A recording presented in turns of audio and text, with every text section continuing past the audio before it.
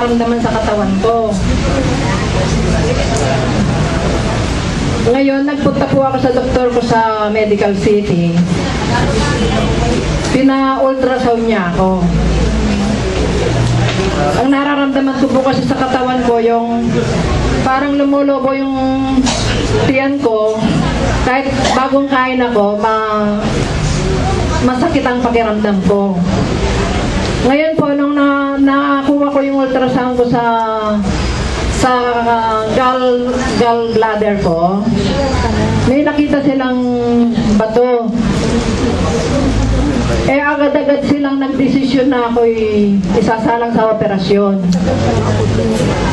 Ang ginawa ko po, palibhasa ay wala naman akong pagkukunan na perang pinapahanda sa akin na halagang 120,000. Nag-second opinion ko po ako sa ibang ospital. May nilapitan naman po akong isang doktor na malapit doon sa tinitirhan namin sa Pasig. May bunga Pasig. Si Dr. Fernando Melendres. Ngayon, ang sabi sa akin ni Dr. Melendres, tinignan niya yung resulta ko sa Medical City. Sabi niya, talagang meron silang nakitang bato sa akin. Ngayon, sabi niya sa akin, hindi pa naman kakailangan na ura-uradang mag-schedule ng operasyon ito. Ngayon, sabi niya, i-refer kita doon sa kaibigan kong specialist sa kidney. Pinapunta niya ako kay Dr. Aldwin Yanesa. Pagdating ko sa clinic ni Dr. Aldwin, tinignan yung ultrasound ko.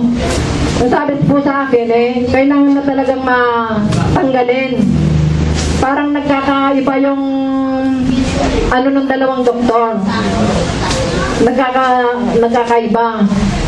Ngayon, ang inisip ko po, talagang wala po akong pagkukunan na halaga.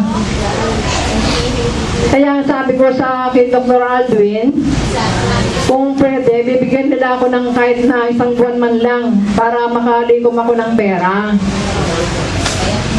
Ngayon, pinag-compute ko po sa kanya yung pwedeng magastos ko sa National Kidney. Mas malayo naman doon sa presyo ng Medical City. Ang agwat po ng halaga na binibigay sa akin ng National Kidney, 70,000 lang. Pero ganun pa man po, yung 70,000 na yon, hirap pa rin ako kung paano ko ma-produce. Ako naman po kasi, meron namang health card. Yung health card na yan, hindi ko ramdam yung maglalabas ako ng pera sa bulsa ko dahil dun lang mababawas yung lahat ng pinakukuha ko sa hospital na laboratory o ultrasound o ano pa man. Nung makita ko po yung laman ng card ko, wala na talagang laman. Nalimas na doon sa clearance na pinakuha sa akin. Ngayon, ang ginawa ko po, pumunta ako kay kay Dr. Yanesa. Sabi ko, tutulungan niya ako. Para pong paunang ko na lang, abiso ko na sa kanya na kung ano naman mangyari, siya rin ang magbibigay sa akin ng sulat para sa paglapit ko sa PCSO, yung medical abstract, kukunin ko sa kanya. Sabi niya sa akin, sige, sabi niya, basta mag-set ka na ng bibigyan niya ako ng medical abstract para ilapit ko nga sa Philippine Jury Sweepstakes Office. Ngayon po, ang ginawa ko naman po, habang naghihintay ako ng yung isang buwan kong iningi sa kanya, sumalang po ako dito araw-araw, nagbalpan ako. Dito naman po sa center, hindi naman po nilalabas yung belt. Maswerte ka lang twice a month lang kung ilabas dito yung belt sabi ni Ma'am Glee, sayang, sabi niya, kung medyo mahaba-haba pang panahon yan, makukuha pa natin sa pagbe-belt mo. Pero hindi rin ako na wala ng pag-asa. Ang ginawa ko, pagka ko dito sa Malpan, dumidiretso po ako doon sa may nakakuha na ng Polstron na may belt. Nagbe-belt ako ng 30 minutes doon araw-araw sa loob ng 1 month.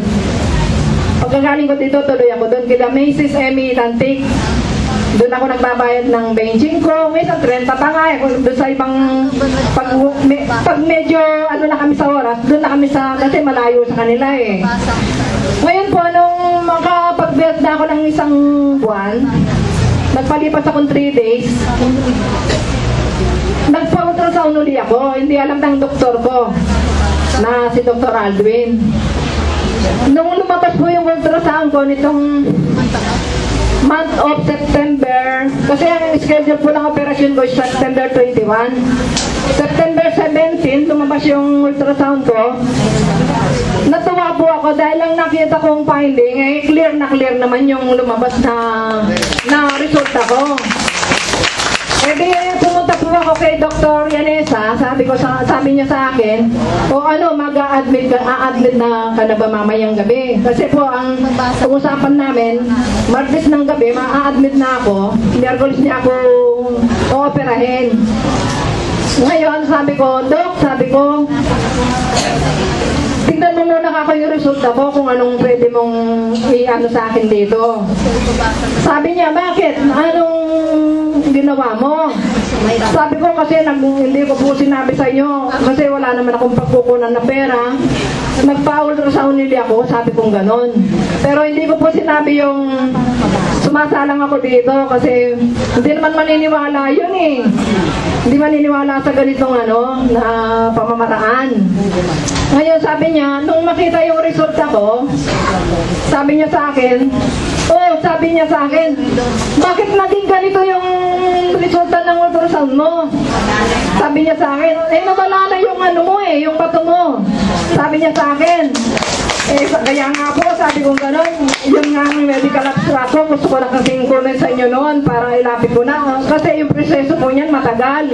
Bago ma-approvean ng PCSO yan, kung saan ka pa lalapit na DSWD, tatanungin pa yung interviewin pa yung doktor mo, totoo yung sinasabi ko doon. Kasi may request yan eh. May request letter yan eh. Ngayon sabi niya, ay wala na akong gagawin sa iyo kasi ano pang bibigay kong medical abstract eh, wala na akong gagawin sa iyo. Ngayon sabi niya, ang pinakamabuti mong gawin, sabi niya ganyan, after 6 months, kasi July po, September, hanggang March, binigyan niya ako ng request para doon naman sa second ultrasound ko ngayon. I-monitoring na lang daw niya yung finding kong yon kung talagang Kaya ako po, nagpapasalamat ako ng labis kay Mr. Sir Har Kwang Bam. At dito niya naisip na itayo yung center na to. Malaking tulong po kaibigay niya sa akin. Tapos po sa lahat ng staff, sa mga tiyaga niya ng pag-a-assist sa amin, maraming salamat po.